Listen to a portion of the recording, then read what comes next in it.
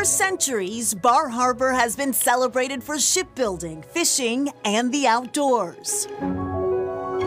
Today, some 60 eateries and dozens of shops are major attractions, made even more appealing on this chilly day. That one is opal. It's hard to walk away empty-handed from the Native Arts Gallery. The store's wide selection of jewelry is handmade by Navajo artists, says Adrian Redhair. We only work in sterling silver. We're known for having really good pieces of Larimar and Gaspiite, of course turquoise. But we have everything from spiny oyster shell to a lot of people who are collectors or love to have something a little bit different.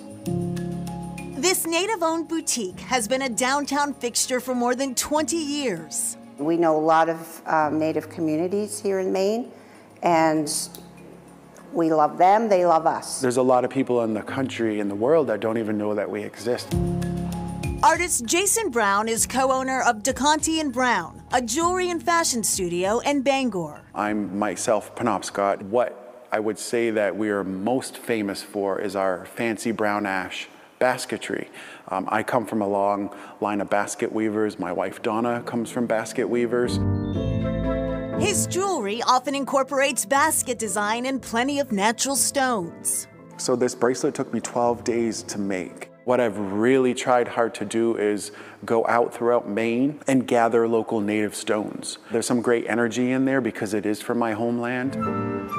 We're at the Abbey Museum, which collects Brown's pieces as part of its focus on Maine's Wabanaki community. Other jewelry by Brown belongs to high-profile customers. 3 years ago at Santa Fe Indian Market, we met Supreme Court Justice Ruth Bader Ginsburg, and she purchased a necklace that I had created. It's an honor for her to actually tell me that it's among her most favorite pieces. That gets me right in the heart. Some days are meant for working, others not so much, says Brown. When I have days like that where maybe I'm not feeling the greatest, I don't work on people's jewelry. I don't touch anything because I can put that energy into a work that somebody's going to wear next to their skin or next to their body. So I really only try to work when I'm in a really good mood, which thank God is most of the time.